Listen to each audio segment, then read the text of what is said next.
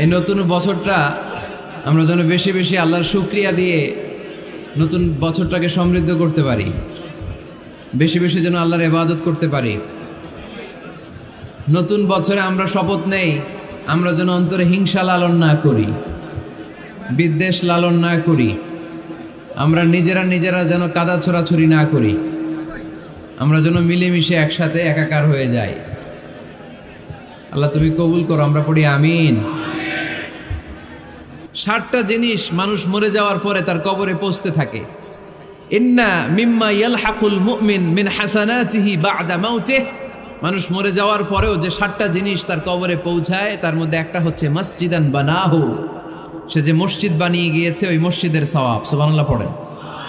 আপনি টাকা দিয়ে মসজিদ বানিয়ে দিলেন, ওই মসজিদে মুসল্লিরা নামাজ পড়ে, রোজাদাররা এসে ওখানে ইফতার খায়, তাহাজ্জুদ আদায়কারীরা তাহাজ্জুদ পড়ে, তাদের সওয়াবের কমতি হবে না, কিন্তু তাদের সওয়াবের একটা পার্সেন্টেজ সওয়াব যে ব্যক্তি মসজিদ বানালো তার আমলনামায় আল্লাহ ঢুকিয়ে দেয়। সুবহানাল্লাহ বলতে পারলেন না? হে নামাজি আমার ঘরে নামাজ পড়ো আজ, দিল মে তোমার চরণ তলে হৃদয় যায় নামাজ। হে নামাজি আমার ঘরে নামাজ পড়ো আজ, দিল মে তোমার চরণ তলে হৃদয় যায় নামাজ। পড়েন আল্লাহু আকবার। কি সুন্দর লিখেছেন কাজী নজরুল ইসলাম। কাজী নজরুল ইসলাম খুব সুন্দর করে বলেছেন, মসজিদেরই পাশে আমায় কবর দিও ভাই, ঠিক কিনা? মসজিদেরই পাশে আমায় কবর দিও ভাই, যেন গোরে হতে মুয়াজ্জিনের আযান শুনতে পাই। আমার গোরের পাশে দিয়ে ভাই নামাজিরা যাবে, পবিত্র সেই পায়ের ধ্বনি এ বান্দা শুনতে পাবে। গোরা যাব হতে গুনাহগার পাইবে রেহাই, মসজিদেরই পাশে আমায় কবর দিও ভাই। কত মানুষ নামাজি ভাই মসজিদাঙ্গিহীনাতে, আল্লাহর নামের জিকির করে লুকিয়ে গভীর রাতে। আমি তাদের সাথে ওই আল্লাহর নাম জপতে চাই, আল্লাহর নাম জপতে চাই। পড়েন সবাই, মসজিদেরই পাশে আমায় কবর দিও ভাই, যেন গোরে হতেও মুয়াজ্জিনের আযান শুনতে পাই।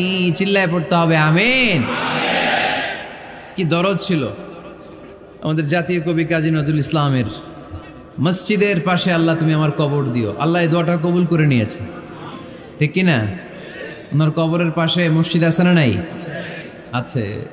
এজন্য মসজিদের সাথে সম্পর্ক জুড়ে দেওয়া এটা ইমানদারের আলামত, আর মসজিদকে ঘৃণা করা এটা মুনাফিকের আলামত।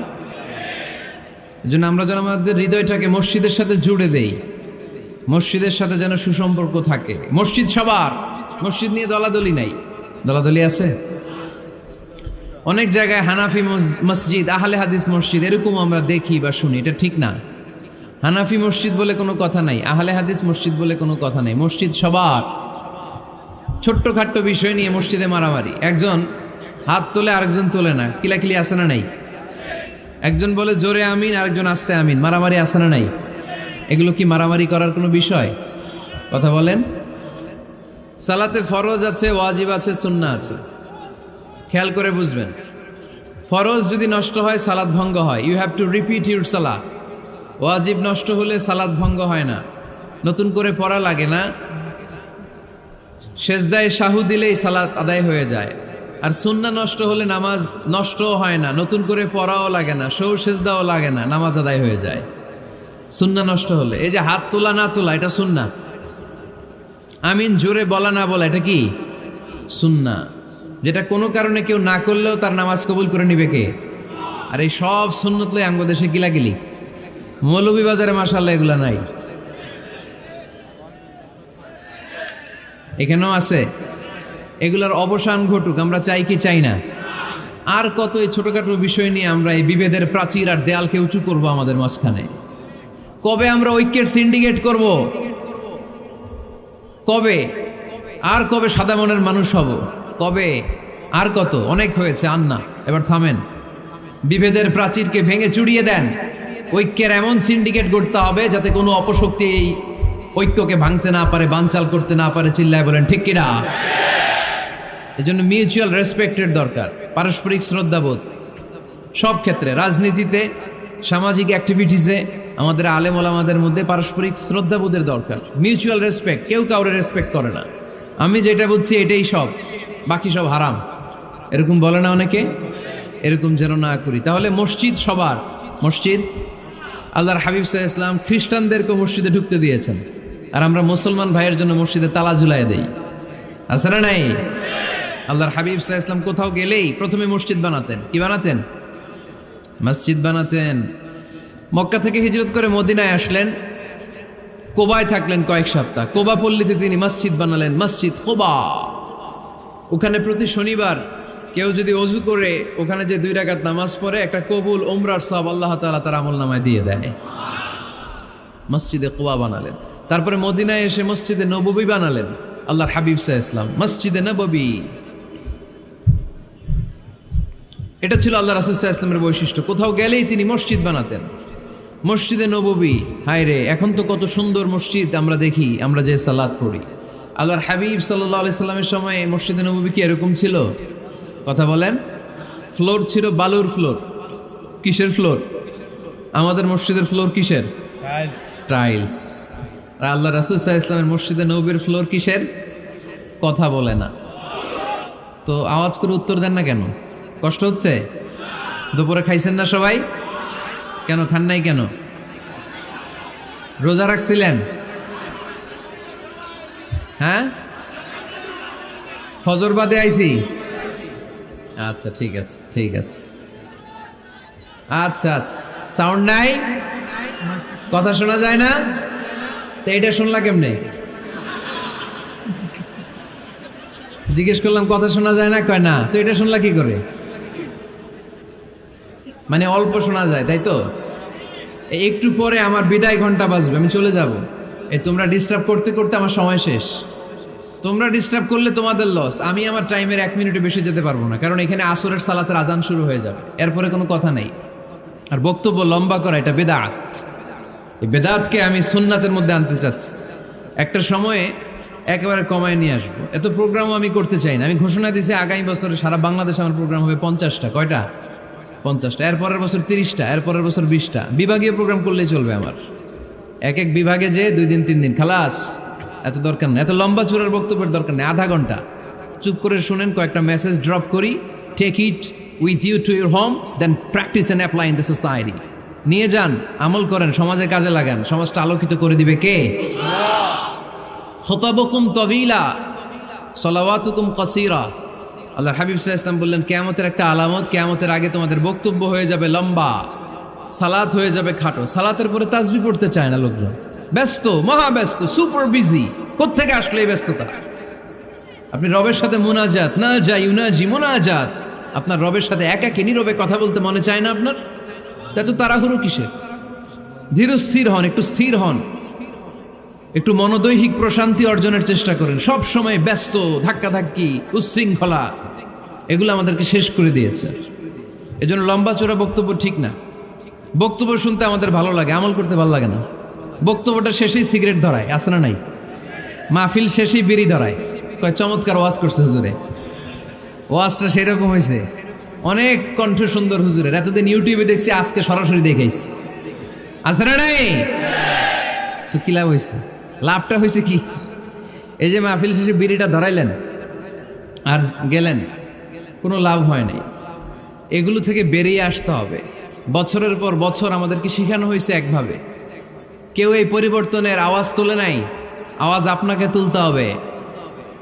আওয়াজ তোলার জন্য এত মানুষ লাগে না, আপনি একাই যথেষ্ট। আপনি দাঁড়ান না সামনে, দেখবেন আপনার সামনে কেউ টিকে থাকতে পারবে না, ঠিক কিনা? কিন্তু আপনার শক্ত সিদ্ধান্ত লাগবে, পরিবর্তনের জন্য শক্ত মানসিকতা লাগবে যে আমি পরিবর্তন করতে চাই। We have to change. যুগ জামানা পাল্টে দিতে চাই না অনেকজন, এক মানুষই আনতে পারে জাতির জাগরণ। এক মানুষই বিপদকালে বাঁচায় কাফেলায়, ক্ষুদ্র ডিঙ্গি বাঁচায় জাহাজ অসীম দরিয়ায়। এজন্য আপনার শক্ত সিদ্ধান্ত পারে আপনার মৌলভীবাজারটাকে দেশের শ্রেষ্ঠ জেলা, শ্রেষ্ঠ থানা হিসেবে আল্লাহর কাছে কবুল করতে, ঠিক কিনা? এজন্য লম্বা চূড়া আলোচনা ঠিক না, ছোটখাটো অল্প কয়েকটা মেসেজ নিয়ে যেতে পারলেই that's enough. One of the minor sign before the day of judgment, your Islamic lectures will be very longer and your salah 5 times a day will be shorter. কিয়ামতের আগে বক্তব্য লম্বা, নামাজ খাটো, তাসবিহ পড়ে না, ব্যস্ত, মহাব্যস্ত। এই মহাব্যস্ততা ছাড়েন, কোরআন সুন্নাহর দিকে ফিরে আসেন। বরকত দিবে কে? বিশ্বনবীর মসজিদে নববীর ফ্লোর বালুর ফ্লোর ছিল, আমাদের ফ্লোর টাইলস। আল্লাহর হাবিব সাল্লাল্লাহু আলাইহি ওয়াসাল্লামের মসজিদে বালি নিচে, এই বালিতে নামাজ পড়তেন। বৃষ্টি হলে কাদামাটি হয়ে যেত, কাদামাটিতেই সেজদা করতেন। সেজদা করলে কাদার মাটি আল্লাহর হাবিব সাল্লাল্লাহু আলাইহি ওয়াসাল্লামের নাকে আর কপালে লেগে যেত। তিনি সালাম ফিরিয়ে সাহাবাদের দিকে মুখ ফিরিয়ে বসলে দেখতেন প্রতিটা সাহাবীর নাকে আর কপালে কাদার মাটি মিশে আছে। তার মানে প্রিয় নবী সাল্লাল্লাহু আলাইহি ওয়াসাল্লামের মসজিদে নববী ছিল কাঁচা, কিন্তু মুসল্লি ছিল পাকা। আমাদের মসজিদগুলা হয়েছে পাকা, কিন্তু মুসল্লি কাঁচা, ঠিক কিনা? ফজরের সালাতে মানুষ নাই। ইমাম সাহেব আছেন কে কে এলাকায়? দেখি ইমাম, মসজিদের ইমাম, মাশাআল্লাহ। আপনাদের এইখানে ওই মসজিদে ফজরের নামাজে কয় কাতার হয়? 5 জন 6 জন? কেনে এত কম? কেনে? হ্যাঁ, আসে না, আসতে চায় না লোকজন। তো এই যে 5-6 জন ফজরের সালাতে, কল্পনা করতে পারেন ফজরের সালাতে এত কম লোক? ফজরের জামাতে লোক যায় না, এটা একটা মহামারী। যেদিন ফজরের জামাতের দৃশ্য আর জুমার নামাজের দৃশ্য একরকম হয়ে যাবে, ওই দিনই বাংলাদেশে ইসলাম কায়েম হয়ে যাবে। এখন স্লোগান তুলে বিপ্লব বিপ্লব, ইসলামী বিপ্লব। আর ফজরের সময় আমি কম্বলের ভিতরে, আছে না নাই? কোনো বিপ্লব হবে না। ফজরের নামাজ জামাতে পড়ুন, সকালটারে বরকতময় করে দিবে কে? আল্লাহর হাবিব সাল্লাল্লাহু আলাইহি ওয়াসাল্লামের মসজিদ ছিল সবার জন্য উন্মুক্ত, এখানে সবাই আসতে পারত। এজন্য মসজিদ হবে সবার। আমরা মসজিদের আবাদকারী হতে চাই। এজন্য রাব্বুল আলামিন বলেন, ইন্নামা ইয়া'মুরু মাসাজিদাল্লাহি মান আমানা বিল্লাহি ওয়াল ইয়াউমিল আখির وأقام الصلاة وآتى الزكاة ولم يخش إلا الله فعسى أولئك أن يكونوا من المهتدين سبحان الله পড়েন।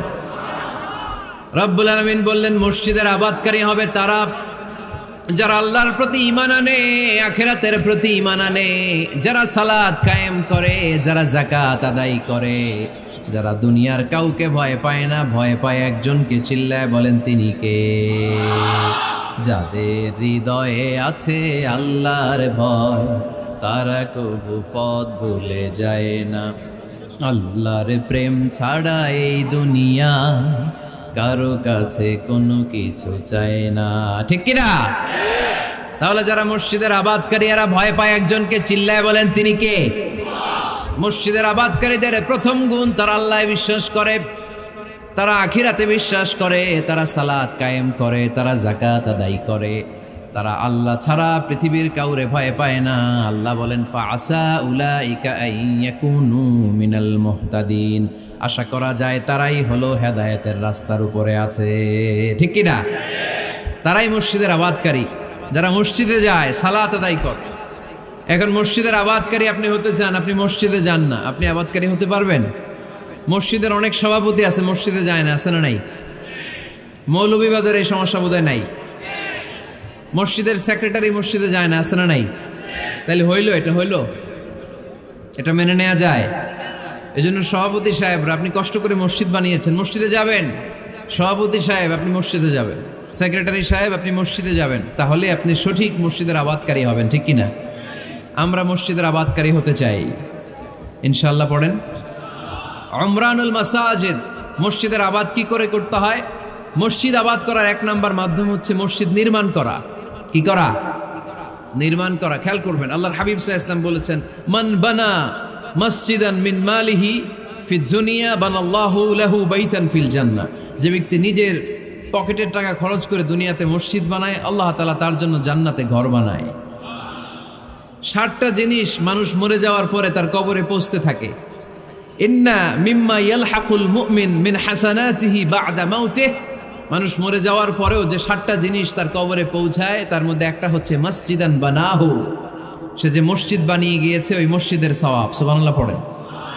আপনি টাকা দিয়ে মসজিদ বানিয়ে দিলেন, ওই মসজিদে মুসল্লিরা নামাজ পড়ে, রোজাদাররা এসে ওখানে ইফতার খায়, তাহাজ্জুদ আদায়কারীরা তাহাজ্জুদ পড়ে, তাদের সওয়াবের কমতি হবে না, কিন্তু তাদের সওয়াবের একটা পার্সেন্টেজ সওয়াব যে ব্যক্তি মসজিদ বানালো তার আমল নামে আল্লাহ ঢুকিয়ে দেয়। এজন্য বেশি বেশি মসজিদ বানাতে রাজি আছেন তো? তাহলে মসজিদ আবাদ করার প্রথম মাধ্যম হচ্ছে মসজিদ বানানো। 2 নাম্বার মাধ্যম হচ্ছে মসজিদে যে জামাতে সালাত আদায় করা। জামাতে সালাতুল জামাআ তাফদুলু সালাতাল ফাযযি বি27 দারাজা। ঘরে নামাজ পড়লে একা একা পড়লে যেই সওয়াব, জামাতে পড়লে 27 গুণ বেশি সওয়াব। সুবহানাল্লাহ বলতে পারলেন না? হে নামাজি আমার ঘরে নামাজ পড়ো আজ, দিলে মে তোমার চরণ তলে হৃদয় যায় নামাজ। হে নামাজি আমার ঘরে নামাজে পড়ো আজ, দিলে মে তোমার চরণ তলে হৃদয় যায় নামাজ। পড়েন আল্লাহু আকবার।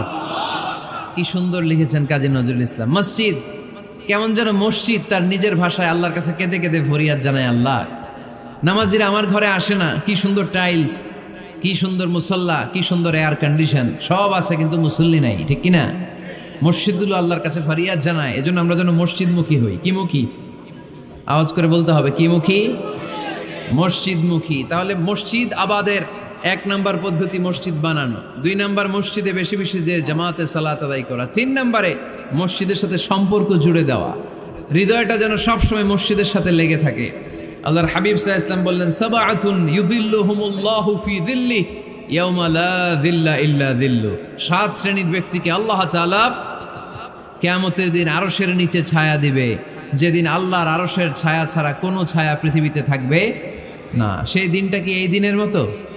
কিয়ামতের দিনটা আজকের এই দিনের মতো হবে? 50,000 বছর হবে। এটা লেন্থ, এটা ডিউরেশন। কাআন সাফসাফা লা তারা ফিহা ইওয়াজা ওয়ালা আমতা। লেভেল প্লেইং ফিল্ড, তামার জমিন। একটু কল্পনা করেন তো ওই দিনটা কত ভয়ঙ্কর। বাবা ছেলেরে চিনবে না ওই দিন, ছেলে বাবারে চিনবে না, স্ত্রী স্বামীকে চিনবে না, স্বামী স্ত্রীকে চিনবে না, পীর সাহেব মুরিদ চিনবে না, মুরিদ পীর সাহেবকে চিনবে না, নেতা কর্মীকে চিনবে না, কর্মী নেতাকে চিনবে না। হায় হায়, ইয়া নাফসি ইয়া নাফসি বলে কাঁদবে। সূর্যটা মাথার কাছে চলে আসবে, সূর্যের তাপে মাথার মগজগুলো গলে গলে নাকের ছিদ্র আর কানের ছিদ্র দিয়ে টপ টপ করে বেয়ে বেয়ে পড়বে। তৃষ্ণায় মানুষগুলো পাগল পাড়া, জিহ্বাটা বের হয়ে নাভি পর্যন্ত ঝুলতে থাকবে। সেদিন সবাই পাগলের মতো ছুটতে থাকবে, কোনো ছায়া নাই আল্লাহর আরশের ছায়া ছাড়া।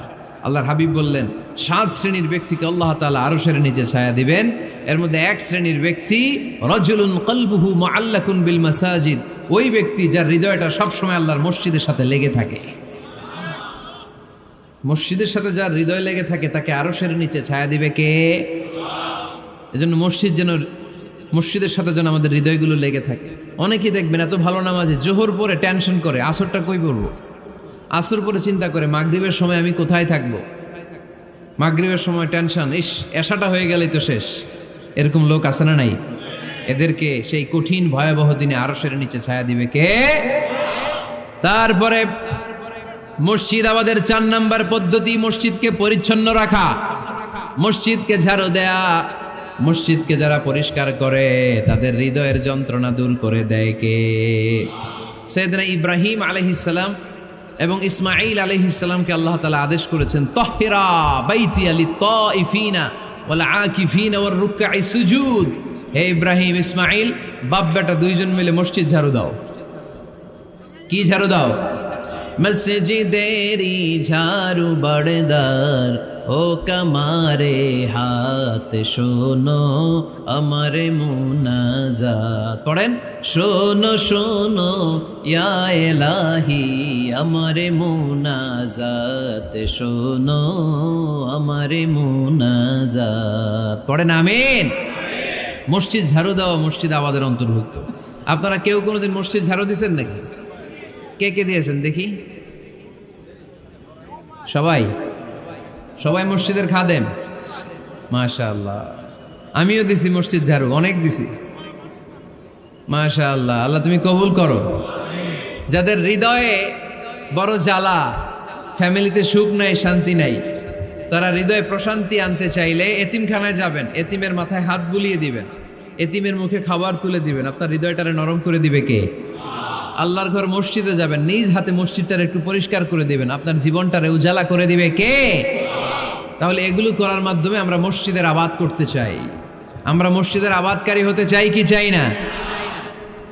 আল্লাহর ঘর মসজিদ আবাদ করার মতো শ্রেষ্ঠ কাজ পৃথিবীতে হতে পারে না। এই মসজিদের কিছু আদব আছে, আল্লাহ রাসূল সাল্লাল্লাহু আলাইহি ওয়াসাল্লাম বলেছেন এই আদবগুলো মেনটেন করে যেন আল্লাহর ঘর মসজিদের সাথে আমরা ব্যবহার করি।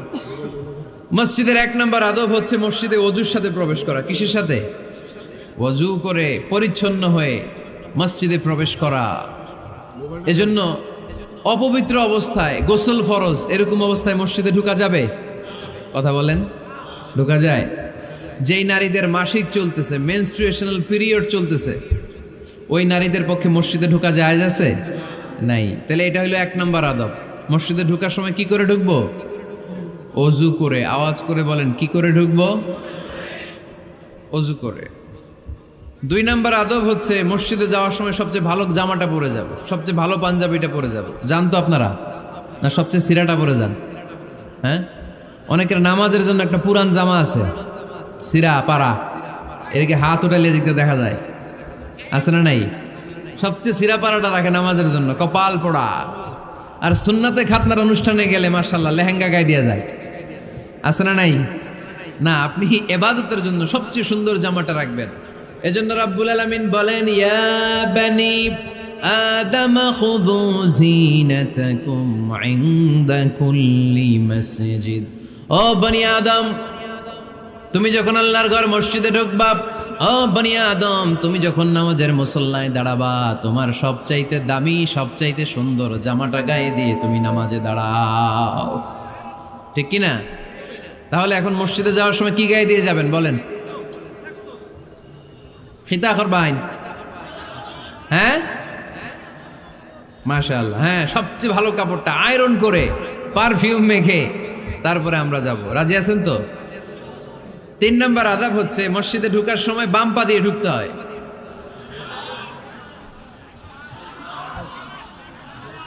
কোন পা? আরো জোরে।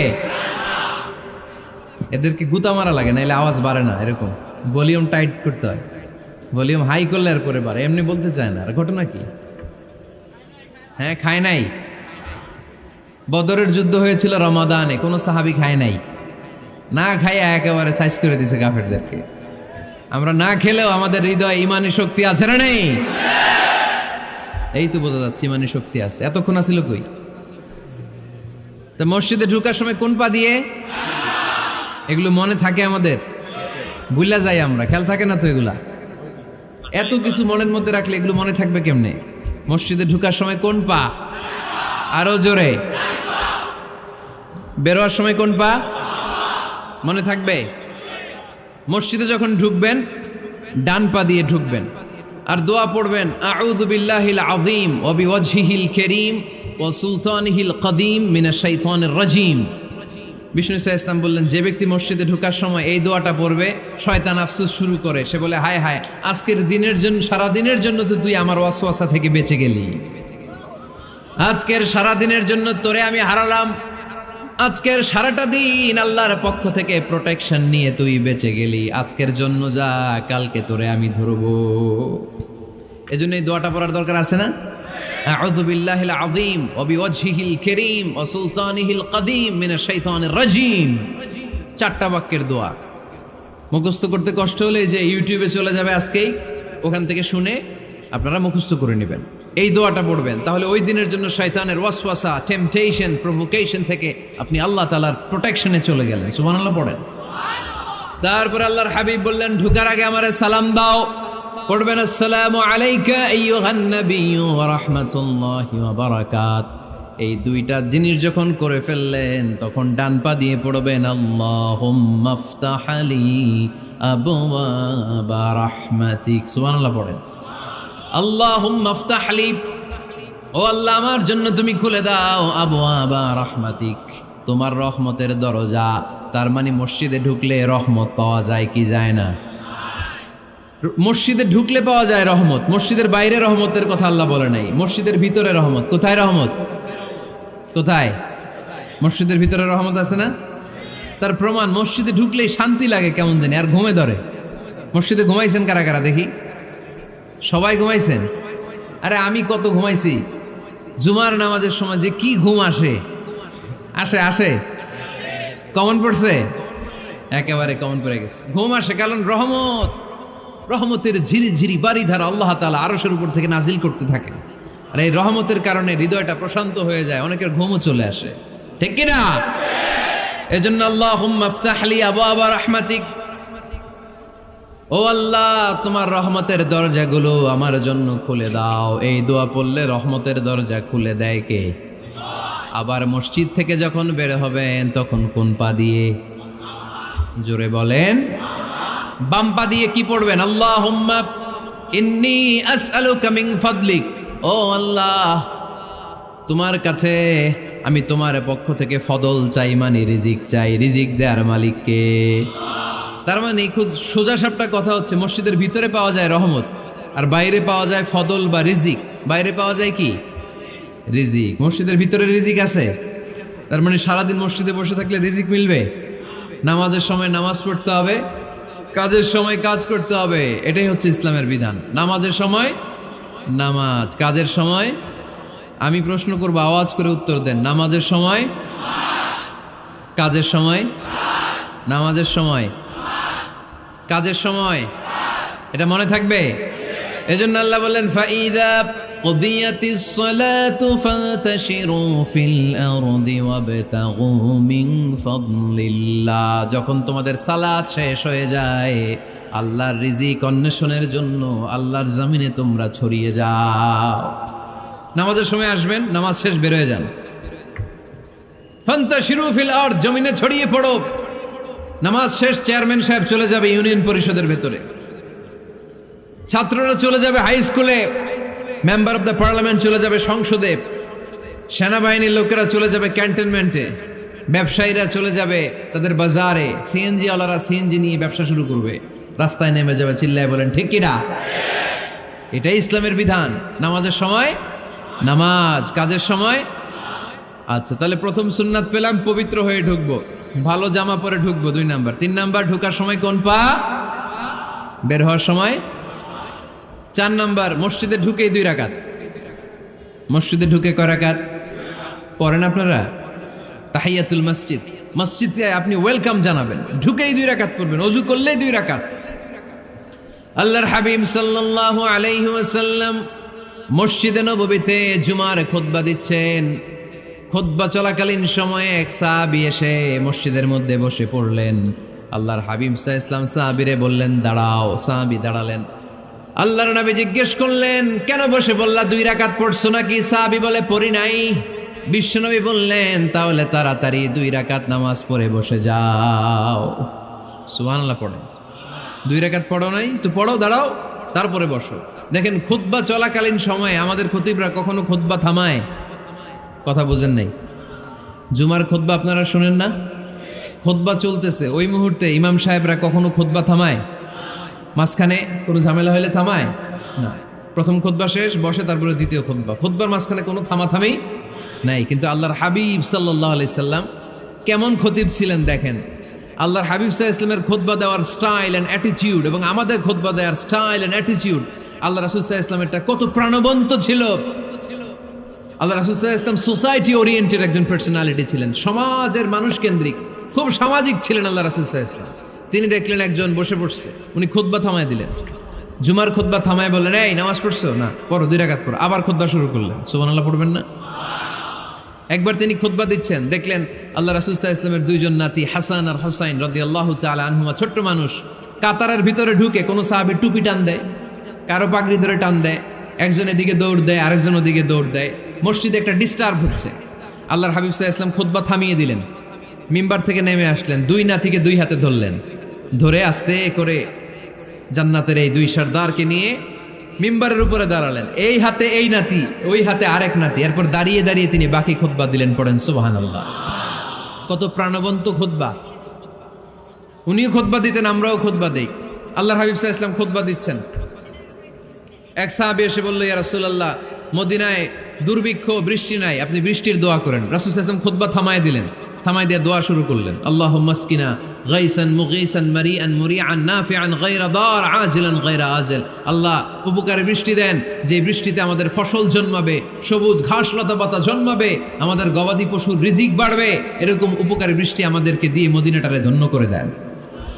বৃষ্টি শুরু হলো, জুমাবার বৃষ্টি, শনি রবি সোম মঙ্গল বুধ বৃহস্পতি শুক্র, টানা 7 দিন বৃষ্টি। এবার বৃষ্টির চোটে মদিনায় বন্যা হয়ে গেছে। এতদিনে দুর্ভিক্ষ, এতদিনে কি, এখন বৃষ্টির বরকতের দোয়া করছে, বৃষ্টিতে এবার বন্যা।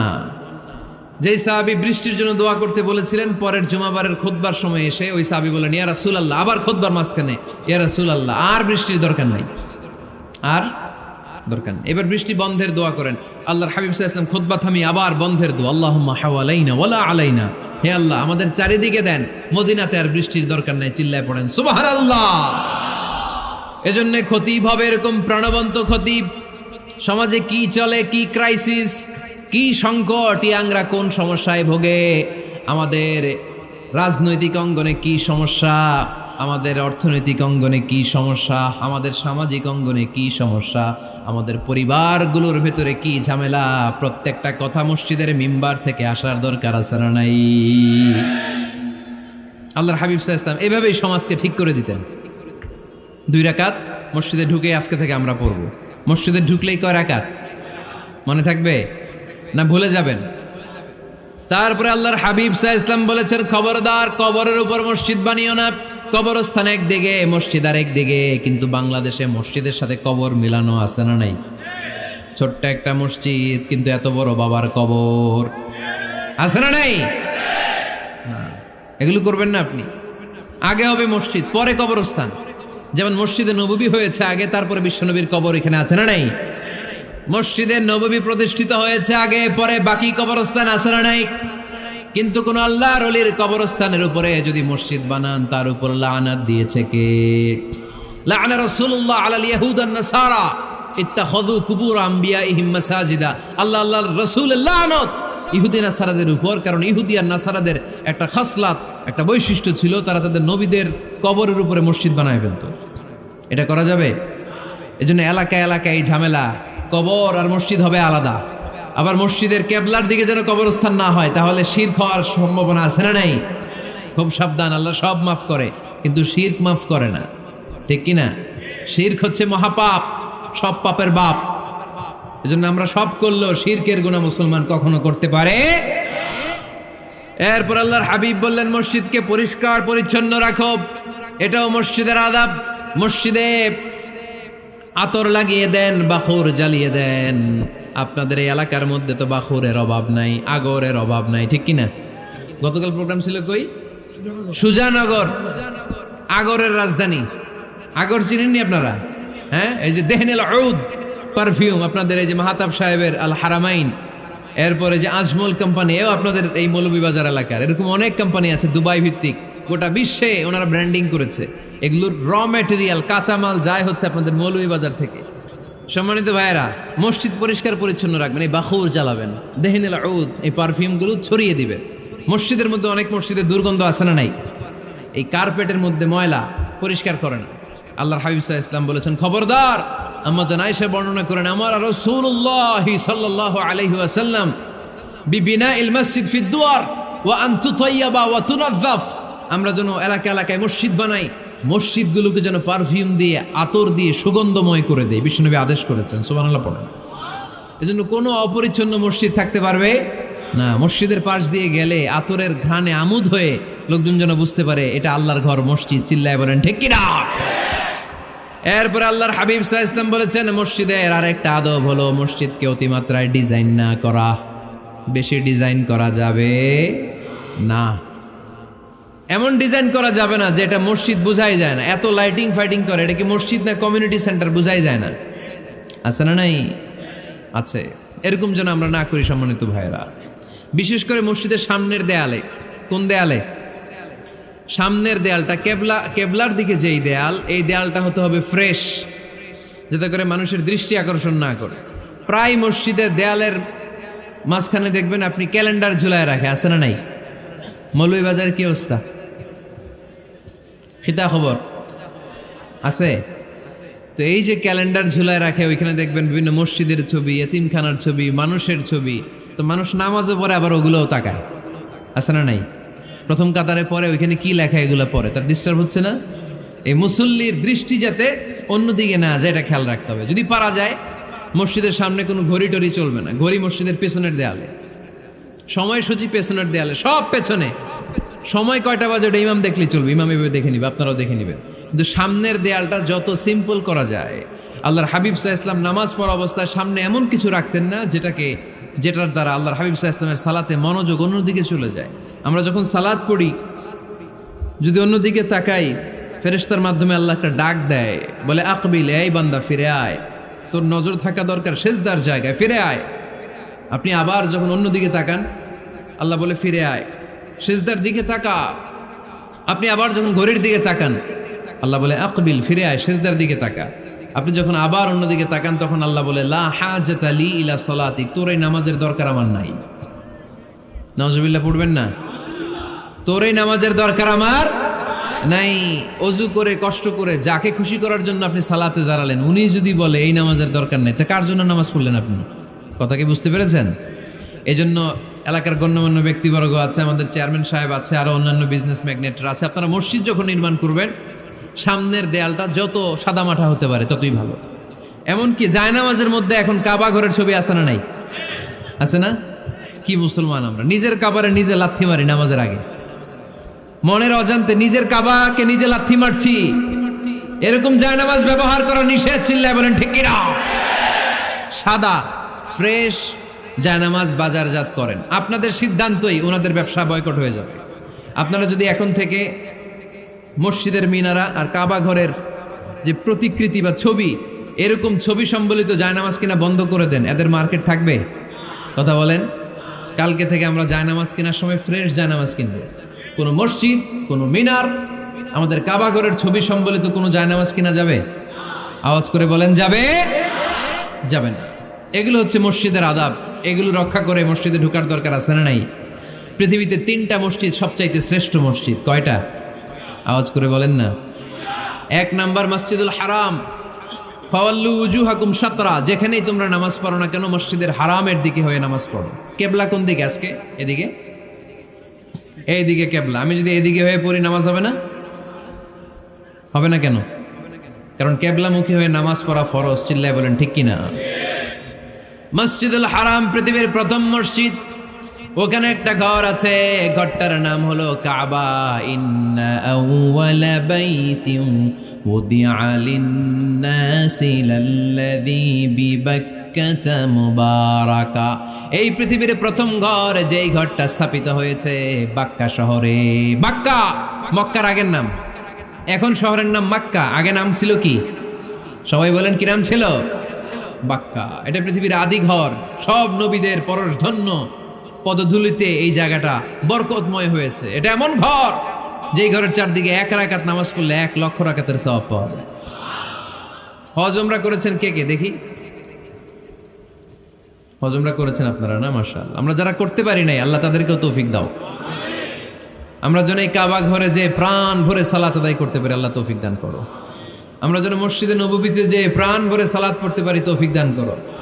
আল্লাহর হাবিব সাল্লাল্লাহু আলাইহি ইসলামের কবরের সামনে দাঁড়িয়ে যেন আমরা প্রাণ খুলে মন প্রাণ উজাড় করে বিশ্বনবী সাল্লাল্লাহু আলাইহি ইসলামকে সালাম দিতে পারি। আল্লাহ তৌফিক দান করো।